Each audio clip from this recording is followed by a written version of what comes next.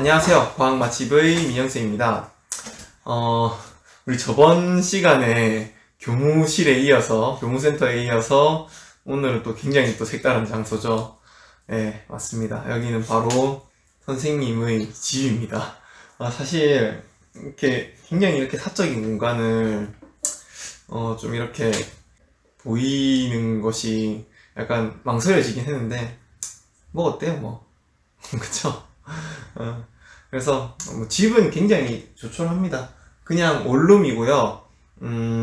원룸인데 혼자 살고 있진 않아요. 선생님 민영쌤에게 동거인이? 네, 맞습니다. 굉장히 아름다운 여성분들과 살고 있는데 바로 누구냐면 선생님 집의 막내딸이라고 할 수 있는 여기 보리. 얘는 흰 색깔 푸들인데 보리예요. 뽀뽀를 굉장히 좋아하는 우리 귀염둥이 보리고요.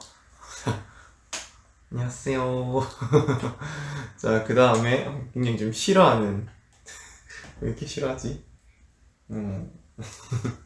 자, 그 다음에 두 번째는 우리 집에 첫째 딸이라고 할 수 있는 용용이 갈색깔 푸들입니다.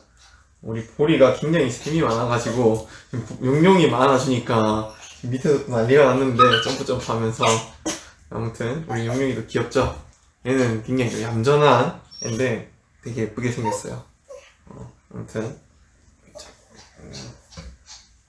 불편하지? 내려가자. 자, 그래서 강아지들 그냥 한번 보여드리고 싶었어요.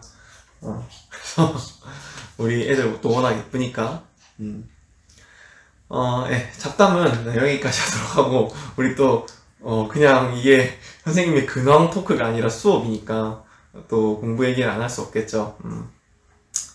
그래서 이제 우리 이번 시간에는 뭘 할 거냐면은 우리가 이번 학기 쭉 진행하면서 선생님이 오고부터 동물과 에너지라는 큰 대단원을 이제 마무리를 지었어요. 그래서 선생님이 여러분도 혹시 기억날지는 모르겠는데 이 동물과 에너지라는 단원을 처음 시작할 때 쌤이 총정리를 한번 해주면서 이 동물과 에너지라는 단원은 전체적인 흐름을 아는 것이 굉장히 중요하다라는 뭐 그런 얘기를 했었어요. 그래가지고 이제 이 동물과 에너지 단원이 완전히 끝난 이 시점에서 한번 여러분들한테 또 이 전체적인 흐름에 대해서 한 번 더 짚고 넘어가려고 해요. 이번 시간에는. 그래서 동물과 에너지 단원 구성을 보면은 소화, 순환, 호흡, 배설, 그리고 마지막으로 세포호흡 이렇게 5가지로 나눠져 있죠. 그래서 이 각각의 어떤 이 단원들이 그냥 따로 있는 게 아니라 어차피 우리 몸속에 있는 것이기 때문에 뭔가 유기적으로 얘네들이 엮여 있을 수밖에 없단 말이에요. 그럼 도대체 이게 어떻게 엮여 있는가 그거에 대한 얘기를 좀 해볼 겁니다. 일단 먼저 소화에 대해서 얘기를 좀 하도록 하죠. 소화는 우리가 뭐 이미 배웠지만은 뭐냐 하면은 소화는 어떤 이 음식물이라고 하는 아직까지는 당장 에너지원으로 쓸 수 없는 하지만은 연료로서의 가치는 있는 그런 물질을 우리가 먹었을 때 그것이 당장 사용할 수 있는 영양소의 형태로 그것을 분해하는 그런 과정을 이제 우리 소화를 한다 했었죠. 그래서 소화는 그런 과정인데 그 다음으로 나오는 건 이제 순환 단원이었어요. 이 순환 같은 경우에는 뭔가 순환한다. 뭐가 순환한다? 우리 몸속에서 순환하는 녀석이 누구다? 그렇죠. 바로 혈액이죠. 그래서 이 혈액이라는 녀석이 순환을 하고 있는데 좀 전에 얘기했던 그 소화의 산물이 영양소였잖아요. 이렇게 만들어진 영양소들은 온몸의 세포에 이렇게 전달이 되어야 한단 말이에요. 근데 이제 우리 소화는 딱 이미 분해한 걸로 완전 끝이에요. 그래서 이 전달을 해주는 건 누구냐면 바로 이 순환계다. 그 순환계 중에서도 그 안에 있는 혈액이다 라고 볼 수 있다는 거죠. 그래서 이 소화 단원과 순환 단원은 이렇게 유기적으로 엮여 있다 이거죠. 소화로 만들어진 산물을 순환에 의해 가지고 온몸으로 전달한다 라는 거. 그러고 나서 이제 순환 다음으로 배웠던 게 호흡이었어요. 호흡 같은 경우에는 뭐 했냐면 내가 산소를 들이마셨다가 이산화탄소를 내뱉는 이런 과정을 보고 우리는 호흡이라 한다 했었죠. 근데 이 호흡이 조금 더, 물론 심플하게 얘기하면 이게 맞는데, 근데 조금 더 자세하게 설명하자면은 온몸의 세포에 산소가 필요하단 말이에요. 그래서 이렇게 들이마시면 이렇게 들어간 산소가 쭉 가가지고 폐로 들어가서 이 폐포에 있는 모세혈관에서 이 혈액에 산소를 전달해줬다가 이 혈액을 통해 가지고 온몸의 세포에 산소를 전달하는 것.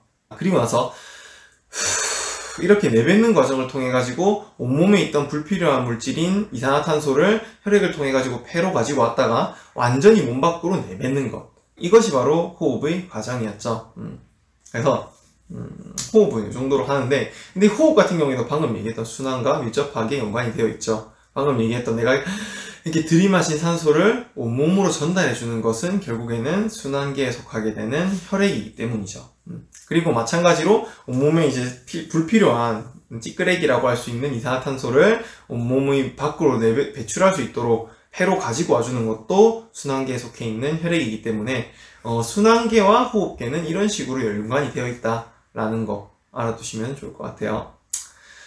그리고 나서 그 다음으로 배웠던 게 배설이었어요.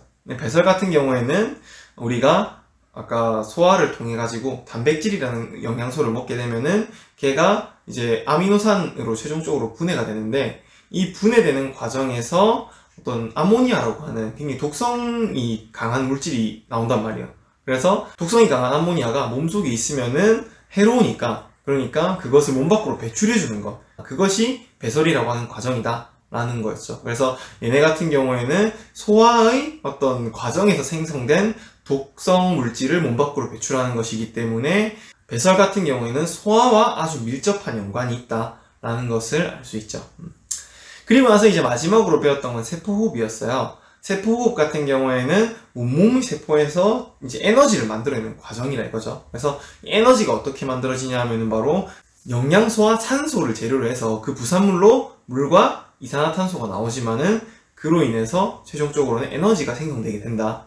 이런 과정을 보고 우리는 세포호흡이라고 얘기를 했었는데요. 근데 지금 이 세포호흡 같은 경우에도 아까 영양소와 산소를 재료로 한다 했죠. 그래서 재료로 쓰여야 하는 이 영양소는 소화에 의해 만들어진 것이고, 그 다음에 산소는 호흡에 의해서 몸으로 전달된 것이죠.